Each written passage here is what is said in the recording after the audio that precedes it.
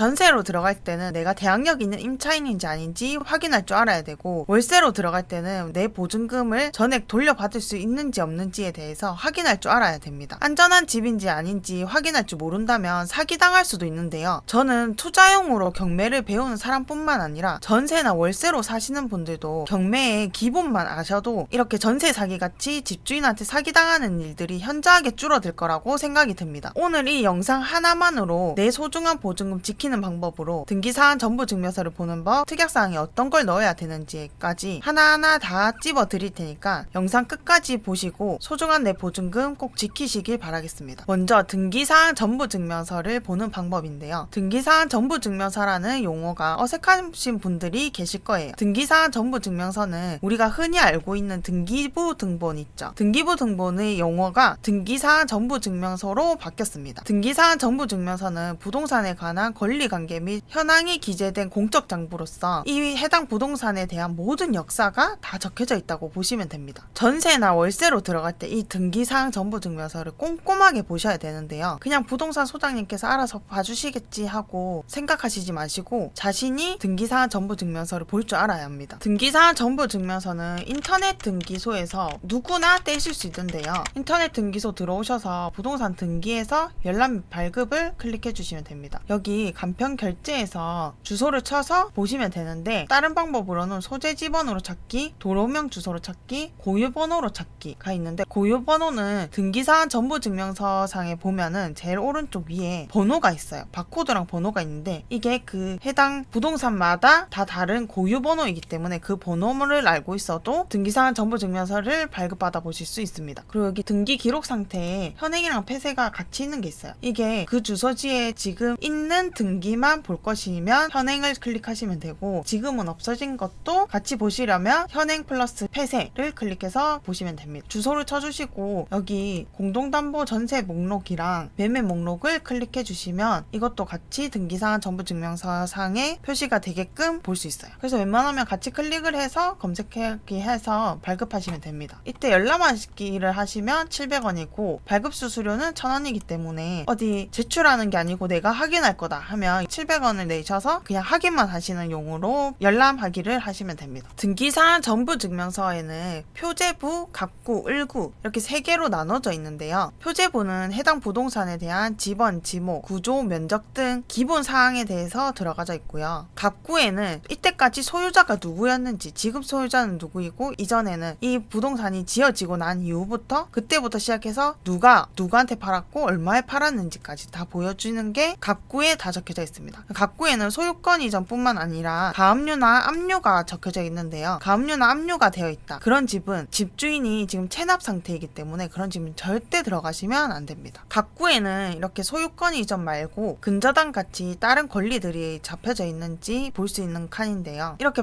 빨간색으로 그어져 있으면 예전에 있었는데 지금은 말소돼서 없는 상태라는 걸 보여줍니다. 그럼 예전에 있었던 것도 다 보여지기 때문에 대략적으로 등기사항 전부증명서를 봤을 때 이 집에 대한 역사들, 집주인에 대한 사정들도 어느 정도는 파악할 수 있습니다. 이제 전세를 들어갈 때랑 월세로 들어갈 때 어떤 걸 중점적으로 봐야 되는지에 대해서 하나하나 찝어 드리려고 합니다. 전세 사기나 월세 사기 같은 거는 계약서를 작성할 때 결정이 납니다. 먼저 전세로 들어갈 때인데요. 전세는 비교적 큰 금액을 보증금으로 주고 짧게는 2년에서 4년 정도 살다가 나오는 경우도 있고 길게는 10년 이상도 전세로 살다가 나오시는 분들이 계신데요. 해당 부동산이 만약에 경매로 넘어가게 되면 최선순위 설정일자라는 게 있어요. 이 날짜보다 임차인의 전입신고뿐만 아니라 실제로 언제 들어가서 살았는지 그 날짜 둘 중에 느린 날짜가 있을 거잖아요. 두 날짜가 같은 분도 계실 테지만 한 날짜가 늦게 전입신고를 했다든지 늦게 이사를 들어갔다든지 한 개가 늦게 되어 있다면 그 늦은 날짜가 기준으로 해서 이 최선순위 설정일자보다 그 날짜가 늦으면 대항력이 없는 임차인이 됩니다. 여기서 대항력이 없는 임차인이 무엇인가요? 라고 궁금하신 분들이 계실 거예요. 이 집이 혹시나 경매로 넘어가게 되더라도 대항력이 있는 임차인은 낙찰자가 임차인의 보증금을 다 보상해줘야 돼요. 보상받기 전까지는 우리가 나갈 의무가 없습니다. 그런데 대항력이 없는 임차인이면 내가 못 받는 보증금이 있으면 낙찰자가 물어주지 않아도 법적으로 나가야 되는 그런 상황이 되는 겁니다. 그런데 이때 전세입자분들이 살다가 전세 시세가 올랐다 몰랐다면 재계약할 때 증액을 하게 되는데요. 만약에 내가 처음에 들어갈 때는 근저당 같은 거 다른 거 아무것도 없었기 때문에 내가 대항력이 있는 임차인으로 들어갔단 말이에요. 근데 내가 살면서 이 집주인이 그 해당 부동산에 근저당을 일부 잡았다면 그 근저당이 최선순위 설정일자가 되는 거예요. 그럼 그 날짜 이후로 내가 증액한 분이 있다면 그 증액분에 대해서는 대항력이 없는 금액이 되는 겁니다. 이 근저당을 받기 전에 증액했던 그 금액까지는 다 내가 보호를 받을 수 있는 금액이 되는 거고, 근저당을 잡고 나서 그 이후로 증액된 금액에 대해서는 보호를 받지 못하게 되는 거죠. 그래서 증액할 때도 꼭 등기사항 정보 증명서를 확인한 후에 증액 계약서를 쓰셔야 돼요. 이렇게 중요한 게 최선순위 설정일자인데요. 최선순위 설정일자가 될 수 있는 거는 6개에서 7개라고 얘기를 할 수 있는데, 이 이유에 대해서 자세히 설명드리도록 할게요. 최선순위 설정일자가 될 수 있는 건 압류, 가압류, 저당권, 근저당권, 담보가 등기, 경매 개시 결정 기입 등기가 있고, 마지막으로 전세권이 있는데요. 일단 1번부터 6번까지는 이 중에서 등기사항 정보 증명서를 봤을 때 가장 빠른 날짜에 등기가 되어 있는 게 최선순위 설정일자라고 보시면 돼요. 그럼 그 날짜가 최선순위 설정일자가 되는 거겠죠. 그럼 그 날짜보다 내가 전입신고랑 실제 점유한 날짜가 더 빨라야지 대항력 있는 임차인이 되게 돼 있습니다. 그리고 마지막으로 전세권이 있어요. 전세권은 최선순위 설정일자가 될 수도 있고 안 될 수도 있다 라고 보시면 되는데, 그 이유에 대해서 말씀드릴게요. 먼저 여기 다가구 주택이 있다고 볼게요. 이 통 건물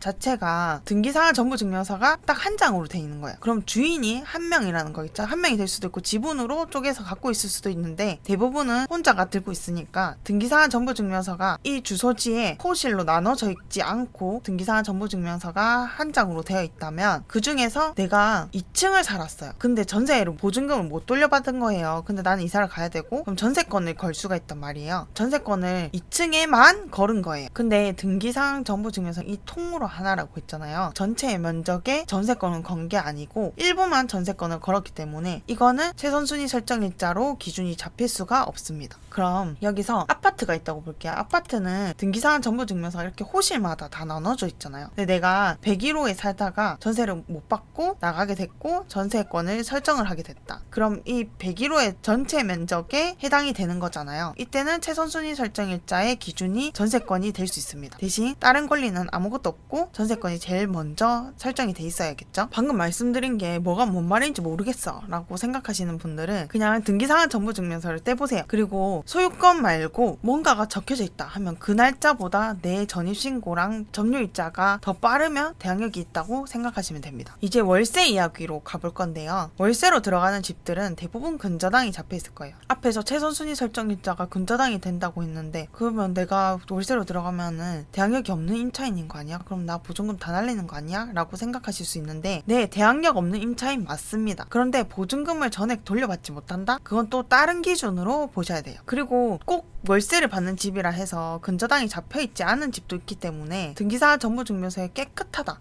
하면 내가 대항력 있는 임차인이 될 수 있겠죠. 그럼 대항력이 없는 임차인은 어떻게 해야 될까요? 해당 부동산이 경매로 넘어가게 됐고 어떤 사람이 낙찰을 받았어요. 그럼 낙찰금이 있을 거잖아요. 그 낙찰금을 채권자들한테 나눠줄 거란 말이죠. 근데 제일 먼저 빼가는 금액이 법원에서 먼저 빼가거든요. 경매 비용이 제일 먼저 빠져나가게 됩니다. 그 금액을 빼고 나서 이제 순서대로 채권자들한테 돈을 나눠주게 돼 있거든요. 근데 내가 대항력이 없는 임차인인데도 다른 권리보다 내가 제일 먼저 그 배당을 받아갈 수 있는 방법이 있습니다. 그러려면 소액 임차인이 되셔야 돼요. 여기 인터넷에 소액 임차인이라고만 치셔도 표 같은 게 보이실 거거든요. 그럼 여기 표에 소액 보증금의 범위라고 있어요. 이 소액 임차인이 되려면 이 금액보다 이하로 내가 보증금을 들어갔어야 돼요. 근데 그 기준일마다 지역마다 다 금액이 조금씩 다르거든요. 지역은 그 해당 부동산의 지역을 보시면 되는 거고, 이 기준일이 많이들 헷갈려 하세요. 기준일은 내가 전입신고한 날이 기준이 아니라 그 해당 부동산에 잡혀있는 제일 먼저 잡혀져 있는 근저당이 있을 거란 말이에요. 그 근저당이 기준이 됩니다. 그 근저당이 잡힌 날짜가 기준일이 되고 해당 부동산에 위치한 소재지가 이제 이 지역을 보시면 되고, 그리고 소액 임차인이 내가 해당되는지 아닌지 이 금액 이하로 내 보증금이 맞춰졌는지 확인을 하셔야겠죠. 그럼 소액 임차인이기만 하면 내 보증금 전체로 내가 제일 먼저 받아갈 수 있냐라고 생각하실 수 있는데, 그건 또 아닙니다. 좀 너무 복잡하다고 생각 드시죠. 소액 임차인은 오로지 소액 임차인 임차인이 될 수 있는지 아닌지의 기준이 되는 저 금액이고요. 바로 옆에 보면 최우선 변제액이라고 있어요. 최우선 변제액은 여기 근저당 제일 먼저 잡혀져 있는 서울에 있는 집이 2018년 10월 달에 근저당이 잡혀져 있다 하면 이 표를 봐야 되잖아요. 1억 1천만 원 이하여야지 소액 임차인이 되는 거고 1억 1천만 원을 다 먼저 주겠다는 게 아니라 여기 바로 옆에 있는 최우선 변제액이 3,700만 원이기 때문에 여기 3,700만 원만 제일 먼저 빼줄게 라고 이해하시면 됩니다. 그럼 나머지 내가 못 받는 금액이 생길 수 있잖아요. 그 금액은 이제 권리 분석을 해서 순서대로 배당을 받아가게 돼 있습니다. 이제 전세랑 월세로 들어갈 때 정말 기본으로 들어가야 할 특약사항에 대해서 얘기해 드릴 건데요. 전세로 들어갈 땐 해당 부동산에 근저당이 잡혀있지 않으면 내가 전입신고한 다음 날까지 근저당을 잡지 않는다. 이 상태 그대로 유지한다는 특약을 걸어야 되는 거고요. 근저당이 만약 잡혀있다 하면 내 보증금을 가지고 이 근저당을 말소시킨다 라는 조항을 넣어야 됩니다. 그래야 내가 대항력 있는 임차인이 될 수 있겠죠. 지금 살고 있는 집이 전셋집이라면 이 특약사항이 들어가져 있는지 한번 확인해 보시고요. 그리고 월세일 때는 저는 웬만하면 최우선 변제 금액보다 낮은 보증금으로 들어가는 게 정말 안전하다고 이야기해 줍니다. 그리고 전입신고 다음 날까지 이 상태 그대로 유지해 달라고 특약사항에 넣는 것도 안전하겠죠. 빌라에 만약에 전세로 들어간다 하면 정말 제가 강조하는 이야기 중에 하나인데 빌라 전세가만 보지 마시고 매매가는 어떻게 되는지 꼭 확인해 보시는 걸 정말 중요하게 생각하셔야 돼요. 빌라 실거래가를 어떻게 알아봐야 되는지에 대해서 전에 올린 영상에서 자세하게 이야기를 해놨거든요. 그거를 좀 참고해 주시길 바라고요. 그것뿐만 아니라 그냥 네이버 부동산에서 전세 클릭만 해서 가격을 보시지 마시고 매매 클릭을 해서 가격을 보시기만 해도 어느 정도 시세를 아실 수 있습니다. 마지막으로 재개발이나 재건축이 될 주택에 내가 임차로 들어가게 된다면 이때 계약서를 작성할 때는 집주인분하고 중개사분께서 일단 2년 동안 사는 동안에는 이주해라는 말 없을 거니까 걱정하지 말라라고 얘기를 하고 그런데 혹시나 해서 특약사항에는 넣겠다. 근데 이럴 일 절대 없다. 특약사항에는 이주 기간이 되면은 이주를 해주는 걸로 특약을 넣게 됐다면 중간에 살다가 갑자기 이주할 기간이 됐어요. 그러면 말로는 안 나가도 된다. 그럴 일 없다라고 얘기했지만 특약사항에 그렇게 적혀져 있으면 기간이 완료되지 않았어도 이주를 해줘야 합니다. 근데 집주인이랑 소장님도 그렇게 빨리 이주가 시작될 거라고 생각도 못 했을 거예요. 그랬는데 이제 어떻게 진행이 빨리 되다 보면 생각보다 빠르게 이주하는 시기가 올 수도 있는 건데요. 이 사람 일이라는 건 모르기 때문에 특약사항에 그렇게 적혀져 있다면 그거에 따라야 된다는 걸 알고 계셔야 돼요. 모든 계약은 구두상으로 이야기하는 것보다 서류상에 적혀져 있는 게 가장 정확하고 확실합니다. 그렇기 때문에 조금이라도 구두상으로 오간 게 있으면 꼭 특약사항에 넣으시길 바랄게요. 오늘 영상에서는 전세랑 월세로 들어갈 때 안전하게 내 보증금을 지킬 수 있는 방법에 대해서 이야기해 드렸습니다. 오늘 영상도 도움되셨다면 좋아요랑 구독 꼭 부탁드리고요. 혹시 궁금한 게 있으시면 댓글도 남겨주시길 바라겠습니다.